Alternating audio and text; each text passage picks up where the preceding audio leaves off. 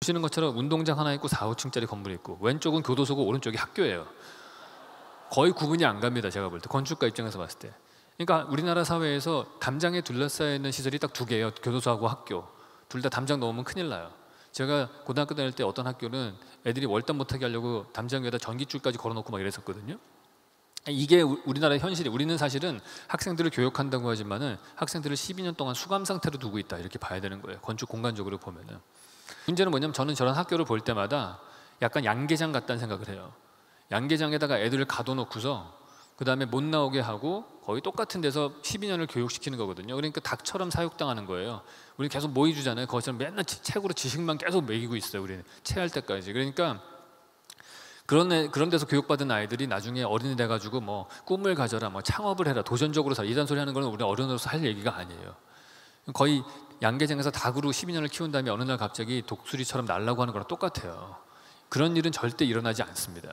그러니까 우리가 건축 공간으로 아이들을 어마어마하게 망가뜨리고 있다고 봐야 돼요. 그러니까 지금 보시는 것처럼 고층화되면 문제는 뭐냐면은 50분 수업하고 10분 쉬잖아요. 그 10분 쉬는 시간 동안에 어떤 정신 나간 애가 4개 층을 뛰어내려가서 운동장 가서 1분 쉬다가 다시 뛰어오려고 그러겠어요. 아무도 안 나가요, 바깥에. 계속 교실 안에만 있는 거예요. 그러니까 학교 건물은 저층화돼야 됩니다. 그래서 외부 공간에 빨리빨리 나갈 수 있게 해줘야 돼요. 이게 한 반 학생들이거든요. 남녀 반반씩 한 30명 정도 돼요. 이 중에서 이 빨간색 칠한 학생들이 축구하는 친구들인데 이 친구들이 운동장을 다 써요.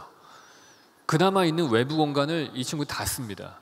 그러니까 여학생들하고 얌전한 남학생들은 이런 다양한 행동들을 해야 되는데 갈 데가 없는 거예요. 나무 밑에 앉아서 조용히 책 보고 싶은데 막 축구공 날라오고 막 그런단 말이에요. 아예 그런 공간이 아예 없어요. 그러니까 우리 학교를 보시면은 학생들 중에서 제일 권력을 가지는, 요즘 중고등학교에서 권력 가진 애들은 공부를 잘하거나 축구를 잘하는 애들이에요. 왜냐하면 축구하는 운동장하고 공부하는 교실밖에 없기 때문에 그래요. 이거는 우리가 학교 건축을 이렇게 했기 때문에 학생들 사이에서 어떤 권력의 위계를 우리가 만들어주고 있는 거거든요. 이거는 바뀌어야 됩니다. 나머지 그렇지 뭐 축구 잘 못하고 공부 못하는 애들은 12년 동안 얼마나 피폐한 상태에서 사는지를 우리가 생각해 봐야 돼요. 제일 중요한 건 뭐냐면은 학생들에게 자연을 돌려줘야 되는 겁니다. 지식은 책에서 배우고 지혜는 자연에서 배워야 된다 이런 말이 있어요. 근데 우리의 학교는 현재 자연이 없기 때문에 지혜를 배울 수 있는 공간이 아니에요. 특히나 제가 우려하는 바는 뭐냐면은 현대인들이 텔레비전을 많이 보는 이유가 자연이 없는 마당이 없어서 그렇다고 그랬잖아요. 마찬가지 똑같아요. 요즘 아이들이 저는 스마트폰과 게임에 많이 빠지는 이유는 얘들이 가는 모든 공간들이 다 인공의 환경이에요. 아무런 변화가 없어요. 변화를 찾아서 계속해서 스마트폰을 쳐다보는 거거든요. 우리 아이들이.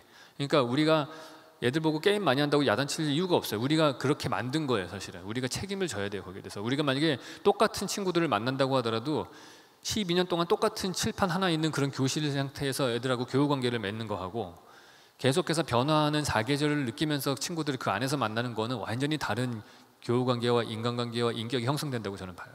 그러니까 그거를 우리가 만들어줘야 되는 거죠.